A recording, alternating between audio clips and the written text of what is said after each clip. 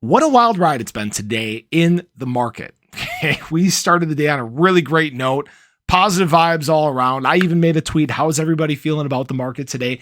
And then we had the flash crash. We saw a swing from about 7% up to about 6% down. The overall crypto market, BTC, even Shiba Inu, saw this massive correction happen. And a lot of people are wondering why, in fact, we saw this massive drop. Okay, obviously the price of BTC pulled down to about 27.5 before it started its recovery and currently sits at about 28.3.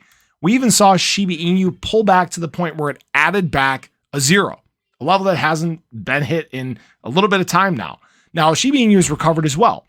What happened was there were multiple reports about wallets associated with Mt. Gox and the US government liquidating some of their BTC, some of their assets that they have. And this essentially spooked the market. The funny thing is the transactions from these wallets coincided right with the dip in the market.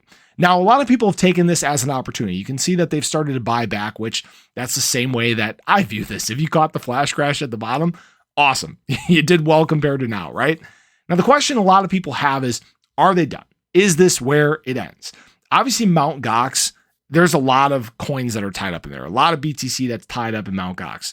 Same thing with the US government. They do this every year. They go through a couple periods where they liquidate some of the BTC and other assets that they've confiscated. So it does get dumped on the market over time. So nobody really knows if this is where it ends. Now, something else that's going to be affecting the market possibly is the House voted to raise the debt ceiling. They voted to raise it by $1.5 trillion. Now, this could be a good or bad thing, right?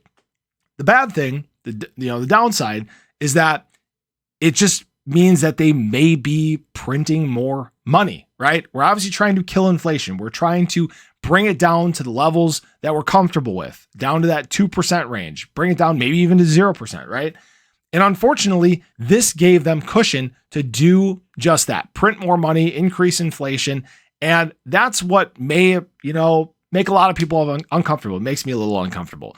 Now, on the opposite side, if you don't raise the debt ceiling and you default on your debt as a country, that's a pretty big deal too. That's a big red flag, and that would be a problem as well. So it's kind of a double-edged sword there. So we'll obviously see what the market decides to do with this information, whether it's going to react there, but that's kind of what was going on today. Obviously, the price of Shiba Inu is still kind of hanging around in this 4010 to 4012 range.